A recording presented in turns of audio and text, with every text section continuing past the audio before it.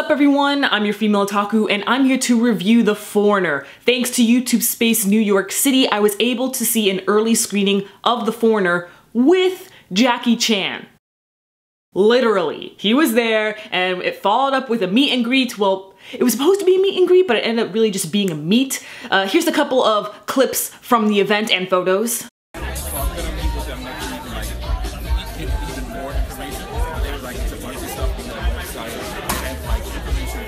For this special advanced screening of The Foreigner starring Jackie. Cool, well, we're really excited to have you here. We want to give thanks to STX Studio for your phone? Yeah. I don't know system. I don't want to be fine.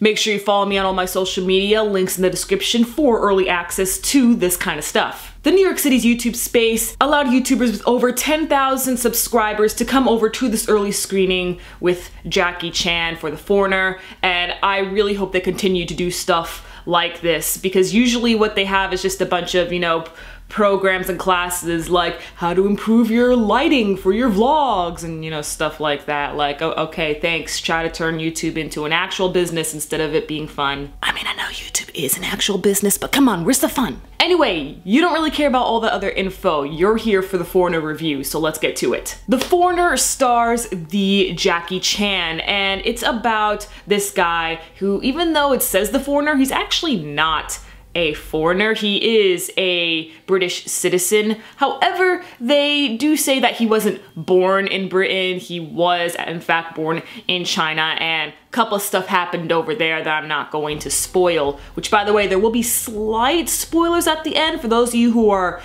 spoiler sensitive, then you may not want to check that out. But for those of you who don't consider everything to be a spoiler, then that section is for you. They're not actual heavy spoilers to ruin the overall movie for you. They're just, slight for the sensitive ones. What's interesting about this movie is that it takes place in London and there's a bombing, and I thought that there was no way The Foreigner was going to be released at this time. I mean, I know the movie was made about a year or two ago, only being released now because it takes a lot of work for a movie to be made before it's released to the masses. So there's no way they could have predicted that London would be hit with so many bombings, especially within the recent months. My God, London and all over England, like they've really been hit. So I honestly didn't think that The Foreigner would be released at this time. So it kind of makes me wonder how it was able to be released right now instead of waiting till next year when things kind of cool down, if they've hopefully cooled down. But perhaps this is somewhat of a message or way to give those people affected by those terrorist attacks in London some sort of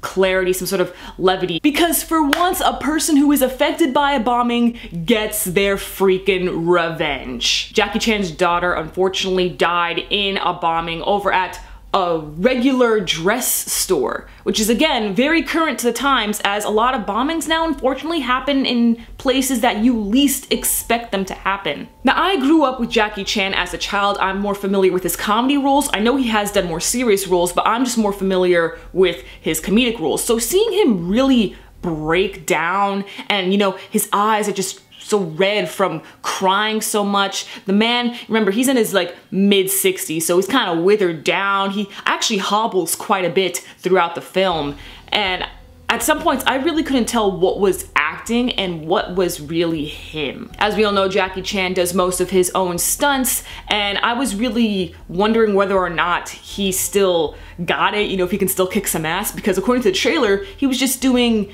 simple punches and kicks. But no, my friend, Jackie Chan definitely still got it. It's not like he does backflips or anything like that, but the man still high kicks, jump from place to place, the dude is fast, like, dang, Jackie, it's good to see you back at it. It's not like Jackie Chan has been retired, as he has been in quite a few roles throughout the years. It's just the last memorable role he's been in was actually, Karate Kid back over in 2010. So to a lot of us, it's like Jackie has been retired and is rising from the ashes. So it was just really nice to see the dude kick some ass. And he was very hilarious too, because after he kicks ass, then he just, starts hobbling along because he's an old man. Just like Jackie.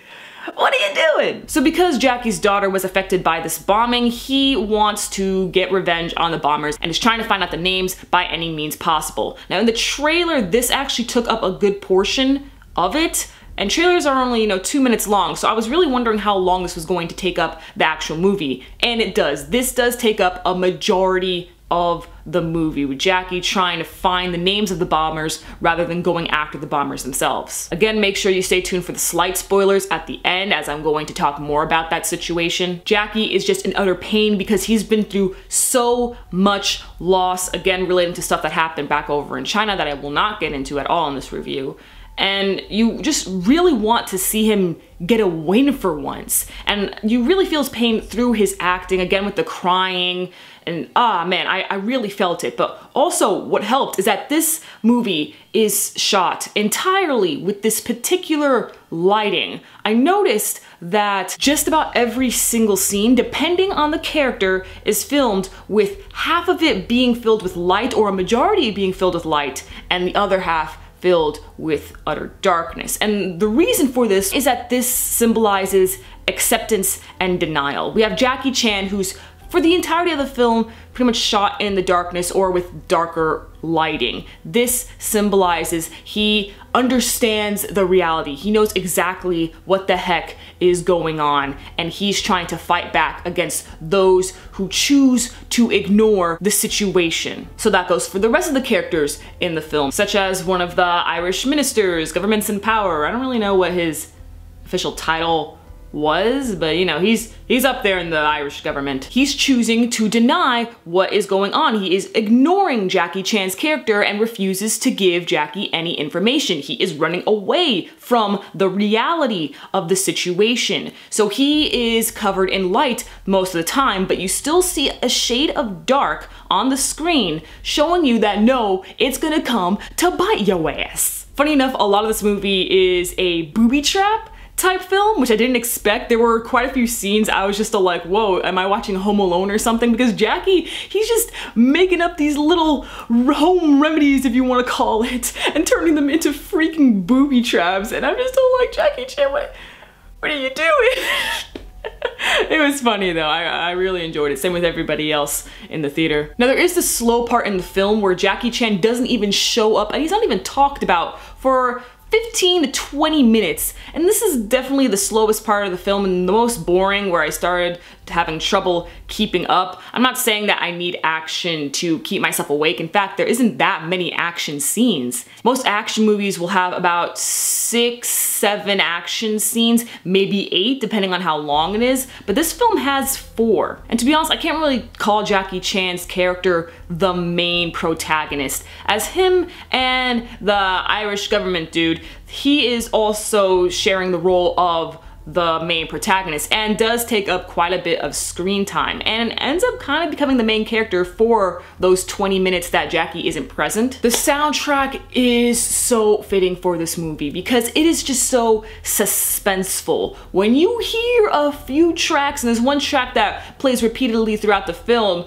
I'm just so like, oh god, it's about to go down. I just really like that track. I might just get it and maybe even use it for the background of some of my videos. For those of you who just came for the overall review and want to avoid the slight spoiler section of this video, then feel free to leave now. For everyone else, as for the slight spoilers, again, this isn't gonna ruin your overall experience for the movie.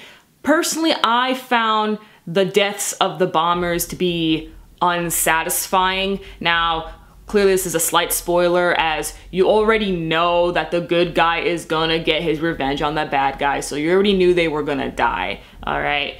But the deaths of the bombers weren't really satisfying to me, as it happened really fast. This was supposed to be the final battle. Jackie Chan finally got the names and was gonna go after the bombers, and it happened so fast. A lot of this has to do with the fact that just finding the names was the majority of the movie. It took up so much time that when it was finally time to get the bombers, it just wasn't as satisfying. Now the fight scene was pretty cool, but can I really call that the grand finale fight scene? No. I did like the ending. The ending was kind of somewhat of an open end. You can't assume what's going to happen, and what you think in your head, what you're assuming, is most likely what happens, but still, nothing's really confirmed, and you're kind of just left with this feeling of, huh, yeah, that's gonna happen to you. Overall, guys, I gotta give The Foreigner 7 out of 10. This is my very first time doing a review on something absolutely unrelated to anime whatsoever. I have talked about live action in the past, and I actually live reacted to Stranger Things, the last episode last year for season 1, but I never actually reviewed something that was completely unrelated to anime whatsoever. So I hope you all enjoyed. Please do not expect this to be a reoccurring thing. I just thought I should give you all a treat since I was lucky enough to have access to something like this. Are you going to see The Foreigner? Are you a Jackie Chan fan? And what is your favorite Jackie Chan movie? I'm your female otaku. Sign out.